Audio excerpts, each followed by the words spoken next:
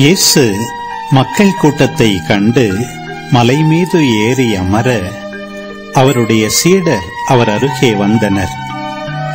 அவர் திருவாய் மலர்ந்து கற்பித்தவை: ஏழையரின் உள்ளத்தோர் பேறு பெற்றோர், ஏனெனில் விண்ணரசு அவர்களுக்கு உரியது. துயருறுவோர் பேறு பெற்றோர், ஏனெனில் அவர்கள் ஆறுதல் பெறுவர். கனிவுடையோர் பேறு பெற்றோர், ஏனெனில் அவர்கள் நாட்டை உரிமை சொத்தாக்கிக் கொள்வர். நீதி நிலைநாட்டும் வேட்கை கொண்டோர் பேறு பெற்றோர், ஏனெனில் அவர்கள் நிறைவு பெறுவர். இரக்கமுடையோர் பேறு பெற்றோர், ஏனெனில் அவர்கள் இரக்கம் பெறுவர். தூய்மையான உள்ளத்தோர் பேறு பெற்றோர், ஏனெனில் அவர்கள் கடவுளை காண்பர்.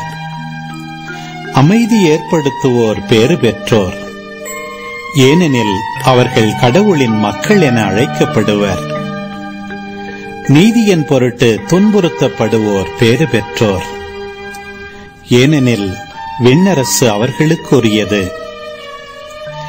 என் பொருட்டு மக்கள் உங்களை இகழ்ந்து துன்புறுத்தி உங்களை பற்றி இல்லாதவை பொல்லாதவை எல்லாம் சொல்லும்போது நீங்கள் பேறு பெற்றவர்களே. மகிழ்ந்து பேருவகை கொள்ளுங்கள், ஏனெனில் விண்ணுலகில் உங்களுக்கு கிடைக்கும் கைமாறு மிகுதியாகும். இவ்வாறே உங்களுக்கு முன்னிருந்த இறைவாக்கினர்களையும் அவர்கள் துன்புறுத்தினார்கள்.